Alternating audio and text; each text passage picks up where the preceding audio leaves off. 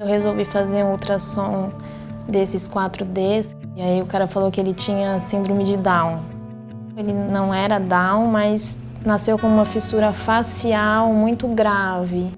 A gente meteu os pés pelas mãos, assim, porque a gente fez uma cirurgia precoce.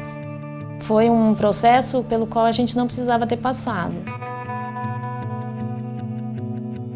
Luísa, tudo bem? Tudo ótimo. Obrigada por receber o Amar na sua casa hoje. A gente vai falar de um tema muito pouco falado dos bebês no Brasil. Você tem 2 filhos, a Clarice, de 7 anos, e o Bento.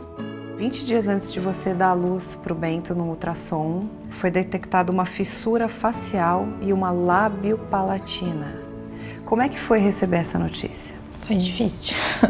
É sempre difícil, né? A gente tem Acho que a gente fica esperando sempre um bebê saudável. Sim. E lindo. A gente tem essa coisa, né, da beleza, do bebê perfeito. E aí, tudo que foge da sua expectativa é muito frustrante, eu acho. Mas eu acho que foi mais difícil porque a gente não tinha informação a respeito. E os médicos que estavam ao nosso redor também não tinham, e a gente ficou completamente perdido. Como é que foi o restante da gestação e o parto? Foi tudo muito rápido, porque durante 20 dias antes eu tive esse primeiro diagnóstico e uma semana depois eu resolvi fazer um ultrassom desses 4Ds, e aí piorou muito o diagnóstico, porque aí o cara falou que ele tinha síndrome de Down. E aí 3 dias depois ele nasceu. Ele não era Down, mas nasceu com uma fissura facial muito grave. E isso também não foi nos dito na maternidade. A gente meteu os pés pelas mãos, assim, porque a gente fez uma cirurgia precoce, não recomendada pela Organização Mundial da Saúde. É isso que eu queria te perguntar. Como foi esse procedimento? Foi uma cirurgia reparadora de lábio, cujo o objetivo era fazer ele mamar. Isso foi o que foi me dito.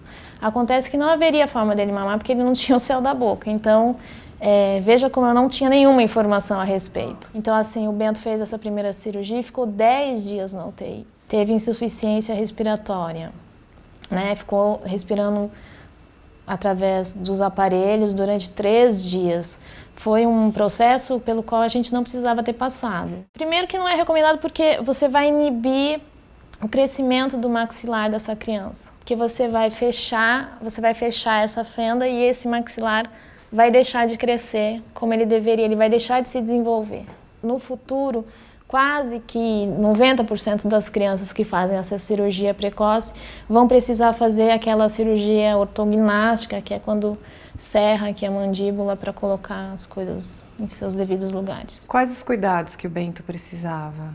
Quando me devolveram a criança, porque você tem a criança, aí eles fazem a cirurgia, e quando você pode pegar ela de volta no colo, é uma criança que tem 130 pontos no rosto, né? Então você tem cuidados de não deixar esses pontos inflamarem, de amamentar o seu bebê com conta-gotas nos primeiros 40 dias.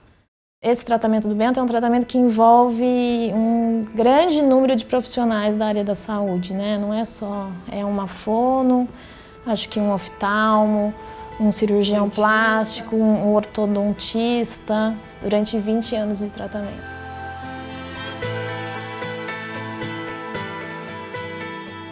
Quantas cirurgias que o Bento já fez hoje? Ele tem 5, né? Ele tem 5 anos, ele fez 3 cirurgias desde que nasceu. As outras 2, sim, recomendadas, e você com mais segurança? A segunda a gente fez para arrumar a primeira, na verdade, porque tinha essa questão da mandíbula, aqui do maxilar, que precisava soltar.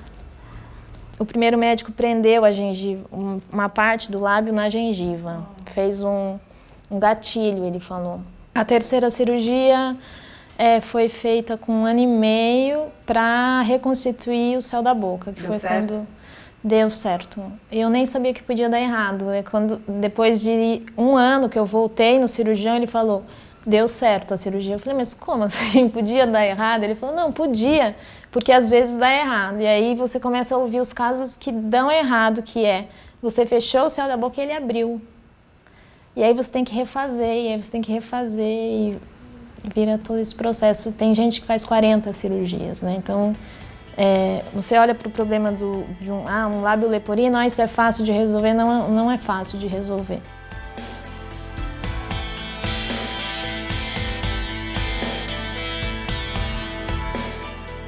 Eu queria saber como é que está o Bento hoje. Ele tá ótimo, na verdade o Bento ele é uma criança muito segura, assim, como eu me envolvi muito com a causa, ele passou a conviver muito com essas crianças todas e entender que ele nasceu com essa questão e que ele precisa trabalhar isso e que ele precisa falar disso para as pessoas quando alguém vem tirar um sarro, enfim. A gente tem uma questão do olho dele, que o olho às vezes falam que ele enxerga, às vezes falam que ele não enxerga. Agora ele está usando um óculos, então a gente está caminhando. O que eu sinto é que você tem um filho com qualquer que seja o problema, assim, não tem um momento de relaxar. Com a Clarice eu relaxo, assim, ela vai. Com o Bento não dá para você relaxar, porque aí você perde o tempo. Você deixou de fazer uma coisa que podia ter sido melhor para ele. Então, o tempo inteiro eu estou observando, isso tá bom, isso não tá bom, vamos procurar esse médico, vamos procurar aquele. O tempo inteiro, não tem um mês que ele não passe por um especialista para que esse especialista nos dê uma orientada, né? Luísa, queria que você contasse um pouquinho mais sobre a doença, os porquês, se tem um diagnóstico, qual é o tratamento? Não tem uma causa. Tem uma questão genética que eles dizem, mas no meu caso o Bento é o primeiro, né, da minha família a ter. A chance do Bento ter um filho com fissura, ela é de 50%. Né? Então, a partir do momento que você tem na tua família, você passa a ter mais chance de ter essa anomalia crâniofacial. É um tratamento muito longo e que custa muito dinheiro. Leva-se 20 anos porque você vai acompanhando essa criança e vai atendendo às necessidades que ela vai te apresentar. O médico já me alertou. Quando o menino dá aquela estirada, os ossos vão crescer diferente, porque ele tem uma falta óssea na face. Então, assim, a cada fase da vida você precisa de uma cirurgia para reparar uma coisa que cresceu, talvez, como não deveria ter crescido, entendeu? Ou ele cresceu aqui um tanto e deu uma entortada aqui para esse lado. As fissuras, as mais raras, a gente não vê, né? Eu vejo porque chega na minha página, mas a gente não vê porque a pessoa não sai na rua, né? A criança tá ali, reclusa. E a minha luta é muito por isso, pra gente se mostrar, porque a partir do momento que eu saio na rua com essa criança, ou com esse jovem, ou com esse adulto, eu passo a fazer parte dessa sociedade e eu vou passar essa informação. Então a grande dificuldade da fissura é que as pessoas ficam reclusas nas suas casas. Por causa da falta de informação que vocês tiveram, você decidiu criar uma rede que chama As Fissuradas para ajudar outras mães. Queria que você contasse um pouco dessa rede pra gente. A rede nasceu numa tentativa minha de falar com as pessoas, porque eu estava realmente muito sozinha. Foi depois da cirurgia dele do palato que eu resolvi criar a rede e rapidamente ela foi ganhando, né, pessoas ali. A gente tem uma rede hoje com quase 20 mil pessoas inscritas que trocam informações. E eu percebi que ela podia ser mais do que isso, né? Ela podia passar a informação de uma forma mais clara para tantas outras pessoas, e foi isso que a gente começou a fazer. A gente começou a se reunir, a gente começou a se fortalecer como rede de mães a princípio. Eu estendi para a rede das famílias e aí eu fui estendendo para todas as pessoas que sofrem qualquer tipo de preconceito, porque as anomalias crâniofaciais são imensas, né? São inúmeras, não só o lábio leporino, mas a gente foi ampliando. Tem ostenose, tem muita coisa. Tem muita coisa. Bom, você é uma ilustradora. Sou. E quando o Bento era pequeno, você criou um personagem que chama O Menino que Não Sabia Chorar. Sim. Essas histórias viraram uma peça que foi escrita pela dramaturga Paula Outram. Eu queria saber primeiro, por que você deu esse título, Menino que Não Sabia Chorar, para o seu personagem? O Bento o Bento nasceu sem o canal lacrimal direito. E aí eu passei a desenhar ele sempre com uma lagriminha ali pendurada, porque é exatamente isso que acontece com ele. Ele não tem o canal, então tem sempre uma lágrima que fica ali pendurada nele. A qualquer momento você olha para ele, tem Tem uma lagriminha, uma aguinha que fica ali. E aí eu fiz uma licença Inspirada. poética nessa questão dele. Então agora vocês estão no Catarse com uma campanha para montar e rodar a peça pelos hospitais públicos do Brasil. Essa é a ideia do Catarse, que a gente consiga fazer essas apresentações dentro dos hospitais. Voltada para esse tema. Os hospitais que já tratam dessa questão. A gente tem centros em todo o país, né? Então a gente quer rodar dentro desses centros.